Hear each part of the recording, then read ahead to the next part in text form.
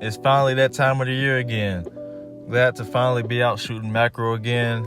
Feels like it's been a long winter, but it's finally starting to get warm over here again.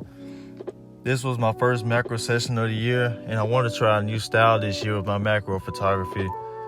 If you've watched any of my older macro videos, you'll notice that I do lots of focus stacking. But this year, I want to cut down on doing big focus stacks because editing big focus stacks of 20 or more photos can be very time consuming, and I just want to keep things simple by taking lots of single shots to make post-processing easier for me. I'm still going to do big focus stacks every now and then just because I love a detailed macro shot with a deeper depth of field, but just not as much as I used to.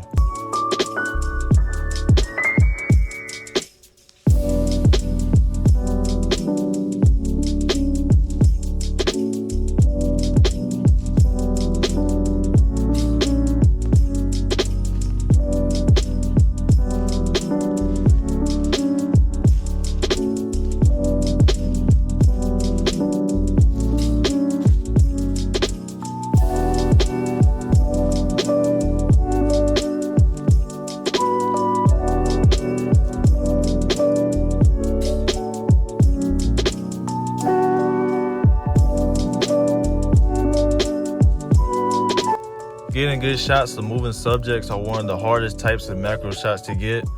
This beetle was moving back and forth the whole time while I was trying to photograph it. The trick to getting in focus shots of moving subjects is to have a speed light flash and to have your shutter speeds between 1/100 and 1/250th of a second. Another big thing is to just have some patience when dealing with moving subjects because I know it can be really frustrating, but sometimes they'll even stop and sit for a second. So always have your camera ready when you're trying to photograph something that's moving because you'll never know when they'll stop for that split second.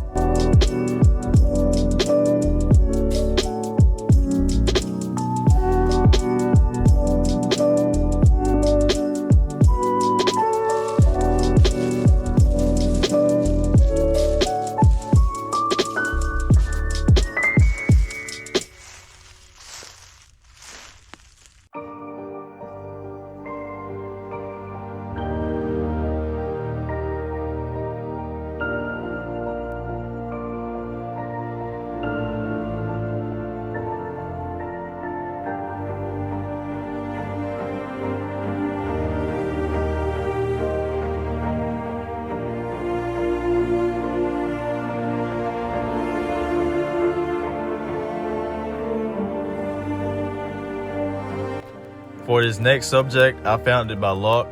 I was trying to take some shots of this orchard orb weaver, and when my elbow hit the tree, I noticed something move, so I just abandoned the orchard orb weaver to try and find what was on the tree. It took me a while to find it because the camouflage was so good, probably the best camouflage I've ever seen in the wild. So it's really important to look around very carefully because it's really easy to miss some subjects you could have photographed. Just walk around a little slower than usual and analyze the area extra careful if you're struggling to find anything to photograph, and you will find something majority of the time.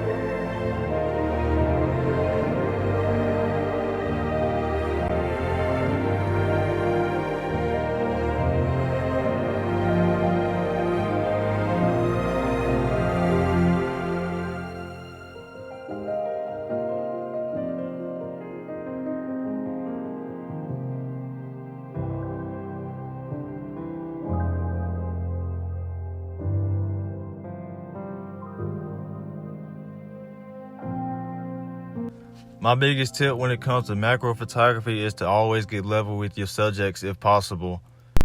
Eye level photos just makes for much more interesting and appealing photos most of the time. For example, this photo I don't think is a bad one, but it would definitely be better if I was eye level with it. So that's what I set out to do. I didn't want to just settle with that photo, so I kept shooting till I was able to get a shot I was satisfied with.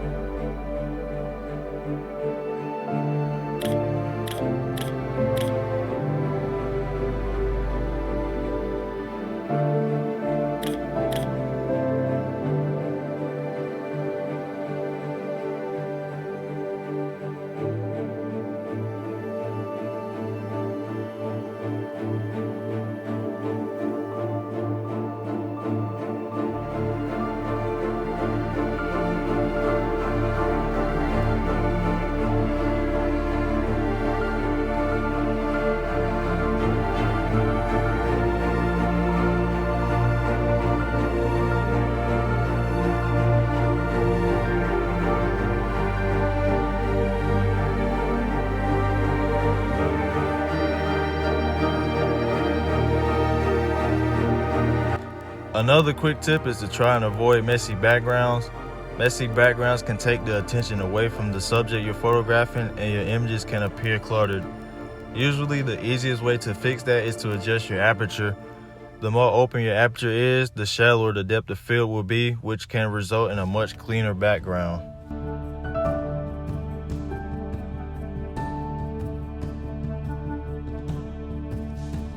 My last quick tip is to always think about composition when you're out photographing something. Composition is one of the most important aspects of photography, so it's important to always have a plan on how you want to compose your photo instead of just taking photos with no plan on how you want to compose it. For example, this shot, my thought process was that I knew I wanted a minimalistic and rule of thirds style shot with the subject being at the top right of the photo and have the pine needle in at the bottom left corner.